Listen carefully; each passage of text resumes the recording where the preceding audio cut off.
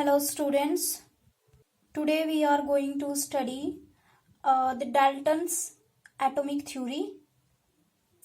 So here is the Dalton atomic theory in this concept. Anyways, I have taken these capital and these small letters, so you write in a perfect pattern.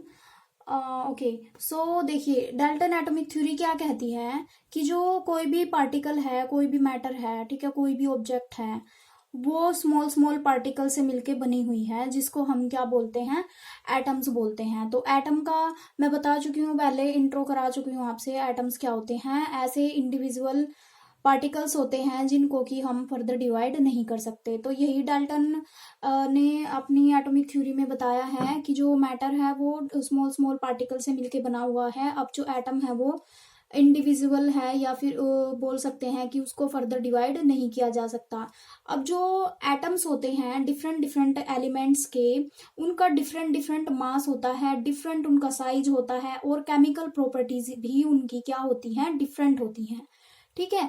Fourth point आपका क्या कहता है कि जो atoms होते हैं वो ना तो क्रिएट किए जा सकते हैं और ना ही उनको डिस्ट्रॉय किया जा सकता है किसी भी केमिकल रिएक्शन में।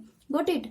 और फिफ्थ पॉइंट आपका कहता है कि जो एटम्स होते हैं डिफरेंट डिफरेंट एलिमेंट्स के, वो आपस में कंबाइन होके एक सिंपल फॉर्म बनाते हैं, वूल नंबर रेशियो बनाते हैं टू फॉर्म द कंपाउंड। यानी इसका मतलब ये है कि जब डिफरेंट डिफरेंट एलिमेंट्स के एटम्स आपस में कंबाइन होते हैं और वो एक कंपाउंड बनाते हैं, तो उनका जो रेशियो होता है, नंबर का, नंबर ऑफ एटम्स का रेशियो होता है, वो वोल नंबर रेशियो होता है। ठीक है।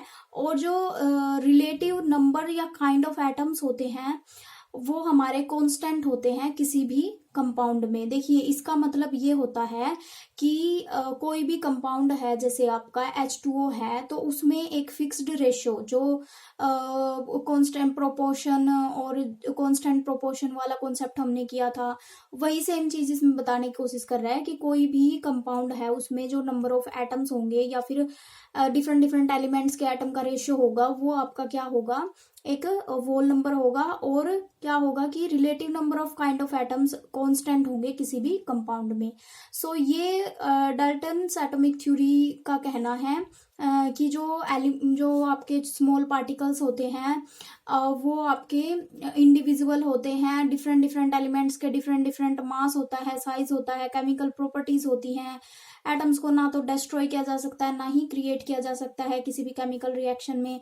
और डिफरेंट डिफरेंट एलिमेंट्स जो होते हैं वो डिफरेंट रेशियो में आपके क्या नाम है, वोल नंबर रेशियो में आपके कंबाइन होके कंपाउंड बनाते हैं। और रिलेटिव नंबर जो होते हैं या फिर जो एटम्स होते हैं किसी भी कंपाउंड में, वो क्या होते हैं, कांस्टेंट होते हैं। Got it. सो देखिए एटम का आपको पता लग गया कि जो एटम होता है वो इंडिविजुअल पार्टिकल है जिसको फर्दर डिवाइड नहीं किया जा सकता।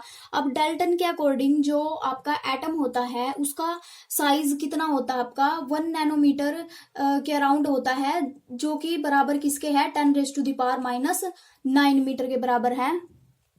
ये वैल्यूज आपको याद रखनी है क्योंकि ये न्यूमेरिकल्स में काम आने वाली है आपकी, कि जो नैनोमीटर होता है उसको हम बोल सकते हैं 10⁻⁹ मीटर के बराबर होता है, और जो 1 मीटर होता है आपका वो किसके बराबर होता है, 10⁻⁹ नैनोमीटर के। यानी इसको रिवर्स कर दिया, इसको अगर इस साइड लेके जाओगे तो 1 मीटर की वैल्यू आ जाएगी आपकी। ठीक है। तो 1 nanometre is equal to 10⁻⁹ metre, ये आपको पता होना चाहिए। अच्छा, अब जो डाल्टन ने अपनी एटॉमिक थ्योरी दी थी तो उसमें कुछ ड्रॉबैक्स थी। ठीक है। यानी वो पूरी तरह से एक्सप्लेन नहीं कर पाया था अपने एटम को। ठीक है। तो एटम जो होता है उसमें क्या क्या ड्रॉबैक्स थी वो देख लेते हैं। जो एटम होता है वो स्मॉलर सब एटॉमिक पार्टिकल से भी बना होता है। यानी कि जो आपका एटम बताया था कि ये आपका मान लीजिए ये एटम है, तो इसमें आपको पता है ये कंप्लीट को हम एटम बोलते हैं, लेकिन इसमें कुछ सब एटॉमिक पार्टिकल्स होते हैं, जैसे ये इलेक्ट्रॉन्स हैं इसके चारों तरफ रिवॉल्व कर रहे हैं। ठीक है। तो ये सब एटॉमिक पार्टिकल है। यहाँ पे आपके क्या है, प्रोटॉन प्लस न्यूट्रॉन, न्यूक्लियस में। तो ये आपके क्या हैं, सब एटॉमिक पार्टिकल्स हैं जिसमें इलेक्ट्रॉन, प्रोटॉन और न्यूट्रॉन है। तो ये इन्होंने क्लियर नहीं किया था, इन्होंने अपनी थ्योरी में ये नहीं बताया कि जो एटम है वो तो इंडिविजुअल है और उसको सब एटॉमिक पार्टिकल्स में डिवाइड नहीं किया जा सकता, उसको फर्दर डिवाइड नहीं किया जा सकता, उन्होंने ऐसा बोला था। लेकिन ऐसा कुछ नहीं है, एटम को फर्दर हम सब एटॉमिक पार्टिकल्स में भी देख सकते हैं, electrons, protons and neutrons. So conclusion ये आया कि ये अब जो रूल था इंडिविजुअल वाला वो फॉलो नहीं कर रहा है, ठीक है। सेकंड इसका ड्रॉबैक था कि जो एटम्स होते हैं सेम एलिमेंट के, उसका डिफरेंट मास भी हो सकता है। यानी कि उन्होंने जो स्टेटमेंट दी थी कि जो एटम्स होते हैं सेम एलिमेंट के उनका सेम मास होता है, बट ऐसा कुछ नहीं है। Elements of the same element can have different masses, ठीक है। उसी को हम क्या बोलते हैं, उसको किस कैटेगरी में रखते हैं, आइसोटोप्स की कैटेगरी में रखते हैं। यानी कि सेम एलिमेंट में भी डिफरेंट डिफरेंट मासेस हो सकते हैं, और वहीं से आपका कॉन्सेप्ट क्या आया है, आइसोटोप। तो उन्होंने आइसोटोप के बारे में क्लियर नहीं किया। आइसोटोप में आपका जैसे हाइड्रोजन होता है, आपका हाइड्रोजन एटॉमिक नंबर तो देखिए इसका सेम रहेगा, लेकिन मास आपका चेंज हो जाएगा। ये देखिए एटॉमिक नंबर सेम है, 1 है इसका एटॉमिक नंबर, लेकिन मास नंबर आपका क्या हो रहा है, वेरी हो रहा है, ठीक है। तो मतलब इसका एक मास नंबर है, इसका 2 है, इसका 3 है, ठीक है।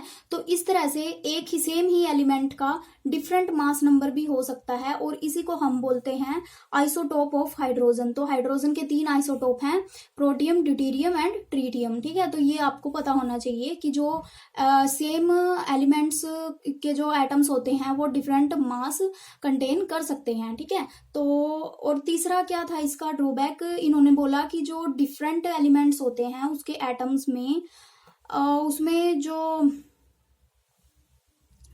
यानी डिफरेंट एलिमेंट्स के जो एटम्स होते हैं वो डिफरेंट होते हैं, यानी डिफरेंट उनका मास अलग होता है, उनका एटॉमिक नंबर अलग होता है, ठीक है। तो उन्होंने एक्चुअल में क्या बोला था कि जो एलिमेंट्स होते हैं डिफरेंट एलिमेंट्स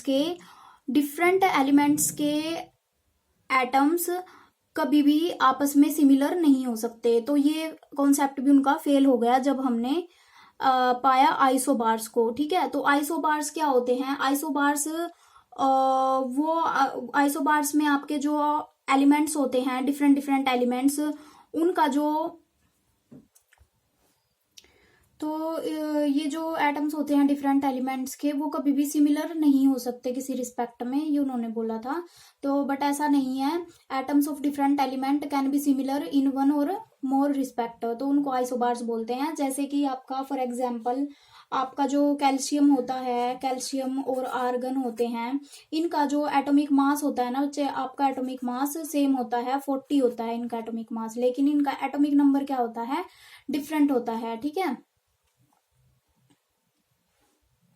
तो ये आपका क्या दिया उन्होंने, आइसोबार्स का कॉन्सेप्ट बाद में आया था, तो इस कॉन्सेप्ट में भी वो फेल हो गए थे।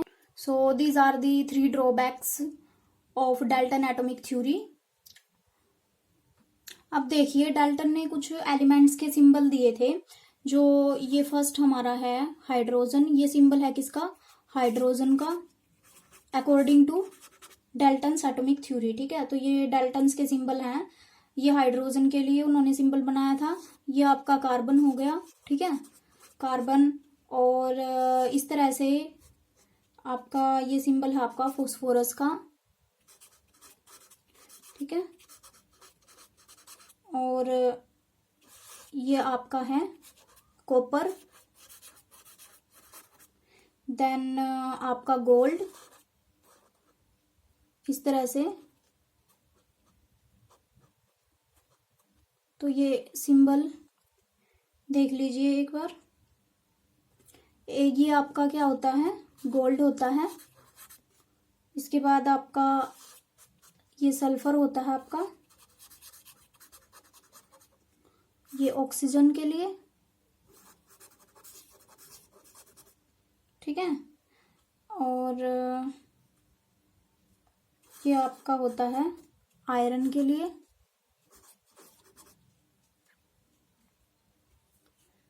और कौन सा रह गया आपका, लेड रह गया, ये लेड।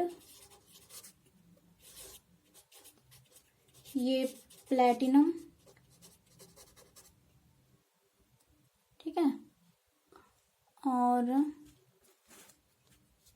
ये आपका इस तरह से सिल्वर, और ये है आपका मरकरी। तो ये सिंबल्स आपको पता होने चाहिए। इतना इम्पोर्टेंट नहीं है सिंबल्स, बट ये डाल्टन्स के सिंबल्स थे, थोड़ा इनको देख लीजिए आप। तो ये डेवलपमेंट है कि किस तरह से जो एलिमेंट्स के सिंबल बनाए हैं वो किस तरह से डेवलप हुए हैं। तो ये डाल्टन के एटॉमिक थ्योरी के अकॉर्डिंग ये उसके सिंबल्स हैं एलिमेंट्स के। तो जो अभी मॉडर्न हम यूज कर रहे हैं एलिमेंट के symbols for hydrogen, helium, lithium, beryllium, boron, तो उसमें जो ज्यादातर एलिमेंट्स होते हैं उसका फर्स्ट लेटर को हमने क्या लिया हुआ है, इसमें भी आप देख सकते हो ज्यादातर जो एलिमेंट्स हैं उसका फर्स्ट लेटर को हमने सिंबल की फॉर्म में यूज किया हुआ है। जैसे हाइड्रोजन होता है आपका, हाइड्रोजन को आप किससे रिप्रेजेंट करते हो, एच से रिप्रेजेंट करते हो, कैपिटल एच से। तो इस तरह से जो फर्स्ट लेटर होता है किसी भी एलिमेंट का उसको हम सिंबल की तरह यूज कर लेते हैं। जैसे आपका बोरोन हो गया, कार्बन हो गया, हाइड्रोजन हो गया, नाइट्रोजन हो गया, सल्फर हो गया, ऑक्सीजन हो गया, ठीक है। तो ये आपको पता होने चाहिए। फर्स्ट 18 एलिमेंट तो एटलीस्ट आपको याद होने चाहिए कि किसका क्या सिंबल होता है, ठीक है, और किसका आपका सिंबल क्या होता है, उसका एटॉमिक नंबर क्या होता है, ठीक है। ये चीजें आपको पता होनी चाहिए। बाकी नेक्स्ट क्लास में आप देखोगे एटॉमिक मास क्या होता है, ठीक है, और कुछ कॉन्सेप्ट्स